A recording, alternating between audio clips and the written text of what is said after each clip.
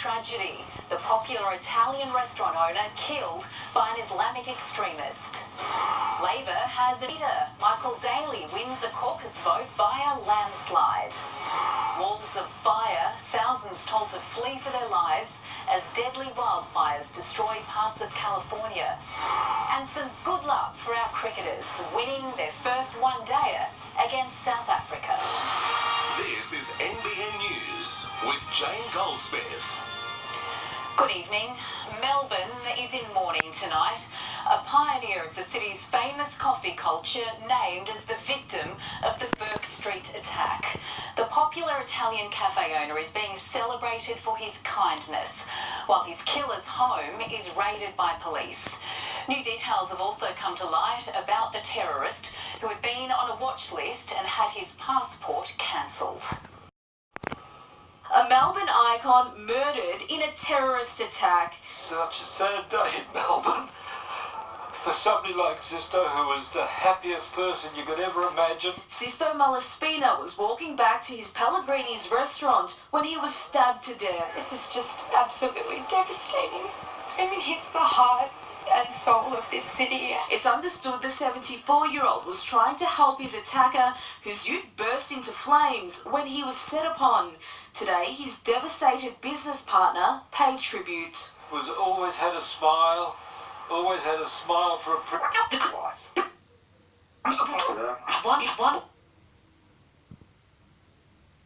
I can't say too much more.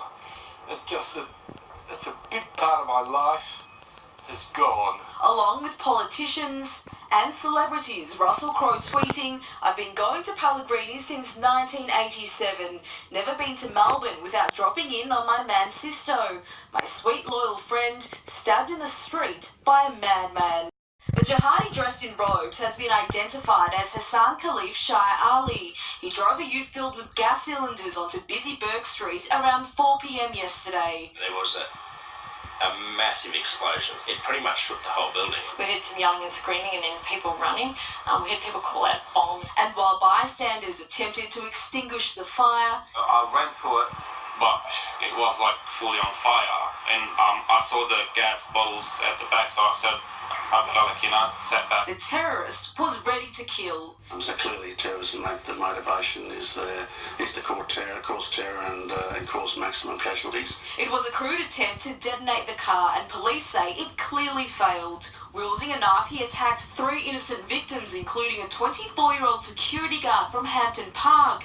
58-year-old Rod Patterson was also injured. The respected Tasmanian businessman was in Melbourne with his wife Marie when he received a knife wound to the head while trying to help. Lunged at police. A man believed to be homeless used a shopping trolley to try and fend him off. The 30-year-old was gunned down by a junior officer, shot in the chest. They're certainly trained to, if they're going to be shooting, just to shoot to kill. The brave member who pulled the trigger had only graduated from the academy a little over 3 months ago. In early dawn raids, heavily armed officers swooped on a home in Werribee, where it's believed the terrorist's father lives. 2 o'clock this morning, I was woken by the police sirens and police on a loudspeaker saying, "Police here, open the door." Warrants were also executed at Shai Ali's home in Meadow Heights. It's understood he'd been renting a bungalow with his wife. Shai Ali's passport was cancelled in 2015 because he planned to travel to Syria, and while he was being watched by counter-terrorism police, he wasn't deemed a threat. Officers will continue to search this property well into the night, looking for any more evidence. The statement was made that whilst he had held radicalised views, he did not pose a threat in relation to the national security environment. He was not being actively monitored. ISIS-inspired, the Somali-born Australian was self-radicalised. 9 News understands he attended Preston Mosque, where he had recently become increasingly isolated. While police have spoken to his wife, it's unclear if she was aware of his motives. We will not be cowed by this. We will not be diminished, defined or deterred by this act of evil. That we are bigger and stronger than this. Meanwhile, the Prime Minister has condemned the attack, calling on religious leaders to take special responsibility to prevent such violence. Over the last 20 An emergency talk on terror. This is a tragic terrorist incident. Just 11 weeks into the job, the new Prime Minister forced to utter these words for the first time. A lone, violent, extremist Islamic terrorist sought to instill fear in our nation. Today, after police confirmed the Burke Street attack was inspired by Islamic State, Scott Morrison squarely laid the blame. I've got to call it out. Radical, violent, extremist Islam that opposes our very way of life. The Christian Prime Minister says no religion is immune from extremism, but there's one form he's particularly worried about. We would be kidding ourselves if we did not call out the fact that the greatest threat of religious extremism in this country is the radical and dangerous ideology of extremist Islam. The opposition leader agrees there's a problem. The violent Islamic extremist message is a real threat. Of course, we shouldn't lump everyone of the faith into that basket, though. The Prime Minister flew into Canberra this afternoon to meet with the AFP Commissioner here at Parliament House, with religious leaders saying they have a responsibility to ensure that dangerous teachings do not take root. Some members of the Muslim community say the comments by the two leaders aren't helpful. It appears that they're both in election mode. They've seen that by playing this particular issue, it does tend to influence people's perceptions. It's not in the best interest of the country, because blaming religion always ends up being divisive. Two other news now, and a woman has died in a single vehicle crash on the New South Wales north coast. Police say the male driver of a Honda Odyssey carrying 5 passengers lost control, causing the vehicle to roll near Coffs Harbour at around 3:30 p.m. A female passenger died at the scene, while the driver and another male passenger were airlifted to hospital in a serious but stable condition. He's promising to hit the reset button, and he's got just 4 months to sell a new-look Labor Party to voters. Michael Daly was today overwhelmingly elected as the new opposition leader of New South Wales, after Luke Foley sensationally resigned over groping allegations. Unity is an important image in politics. No coincidence then Michael Daly was followed into the Labor caucus room by his supporters. In the end, the vote was tighter than predicted. And the result of the ballot was 33 votes for Michael Daly, 12 votes for Chris Minns. The new team all smiles. Michael Daly supported by a new deputy, Penny Sharp, for the only challenger. Now it's on to the next election and take the fight off to Gladysbury Duke. There is a lot at stake. I am not here to save the furniture. We are here to win the 2019 election. Michael Daly bills himself as someone from the suburbs who understands the daily struggle.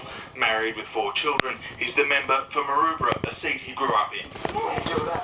But at 53, he's not a career politician, joining Parliament just 13 years ago.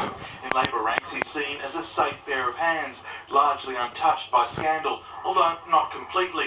Last year, he was caught speeding in the Eastern Distributor. I'm disappointed in myself. I'm embarrassed by this.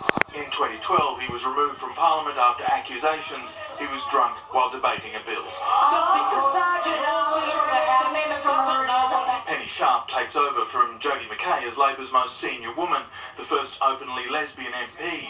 And for both, the government is in their sights on everything from planning and tolls to the environment. People feel ignored, they feel forgotten. They're represented by a government of bankers, by bankers, for bankers. As for the minister whose attack in Parliament led to Luke Foley's resignation, David Elliott's second statement in 2 days, going further this time, "I'm deeply sorry for the hurt my comments have caused Miss Raper," he said. It was completely unintentional. Gladys Berejiklian can't control her ministers. I didn't get into Parliament to do stuff like David Elliott does. Michael Daly is calling on Gladys Berejiklian to end the mudslinging. Good luck with that. Wouldn't matter who they actually voted in today. They're all complicit. They've covered up for months in terms of what Mr Foley apparently did. And with the state election just a few months away, get ready for the niceties to end. Upper Hunter MP Michael Johnson will recontest his seat at next year's state election, being endorsed at a party meeting today in Tamworth. But there'll be one face missing next year, with Scott McDonald not put forward for his seat on the Legislative Council. While he was never a minister, Scott McDonald has been part of the political landscape for almost a decade. Entering the upper house in 2011, he's been a figure in the Hunter as the parliamentary secretary for 3 years and more recently the Central Coast. Disappointed to not be endorsed this time round. Absolutely, yeah, no question. You know, you put your heart and soul into it, but politics is a hard numbers game, and if it doesn't go your way, that's the way it is. He says his list of achievements is vast, but being part of a team to bring light rail back to Newcastle is his highlight. His time at Macquarie Street will come to an end at the March state election. What's next? Some family time is on the cards.